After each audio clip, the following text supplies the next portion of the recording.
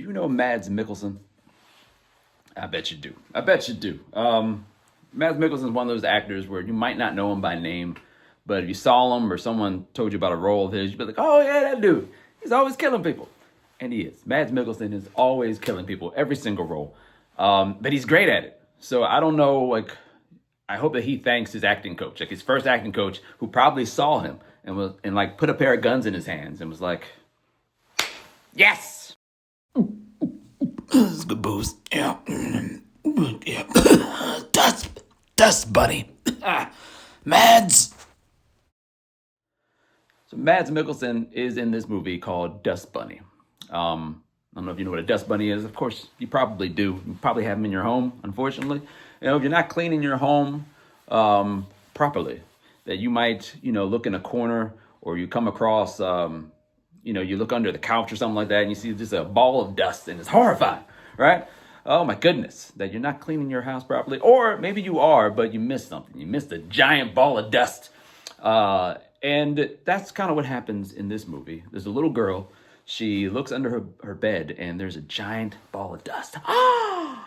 But there's also a monster. Right? That's even more horrifying, right? That's more horrifying, I have to say, than the dust. And that monster is causing all kinds of havoc.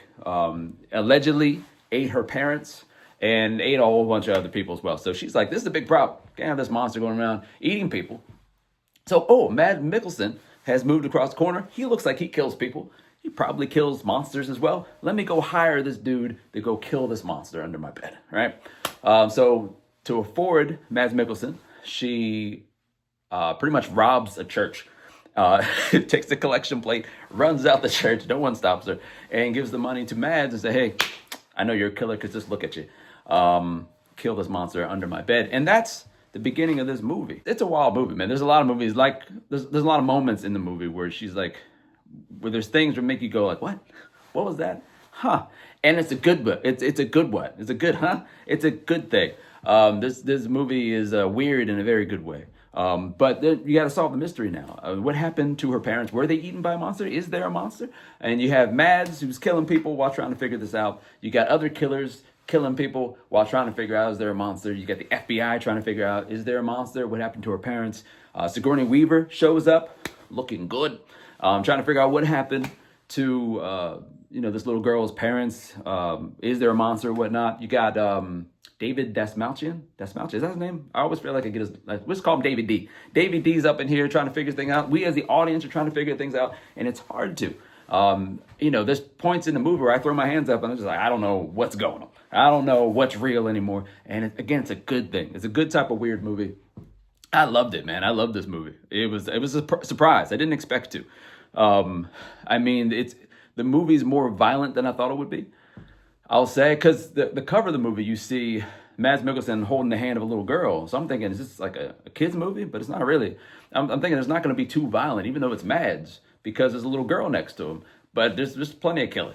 I thought maybe, this is going to be more like a Ryan Reynolds and a little girl thing, where it's kind of like, it's heartwarming and wacky. Maybe this is Mads Mikkelsen's try at wacky Mads, but no, it's still just him killing. This movie has more psychological depth to it than I thought it would. It was a surprise to me. I didn't watch a trailer or anything, so I didn't know. The only issues I would have would be the movie's a little long. It's like an hour and 45 minutes or so, a little long. And the CGI is rough. It is not good. I don't know if that was on purpose to kind of make it a little bit more child friendly, maybe. I don't know. But I don't know. I just think they didn't have a big budget for this. But I love how this is shot. It's beautiful how they shot it.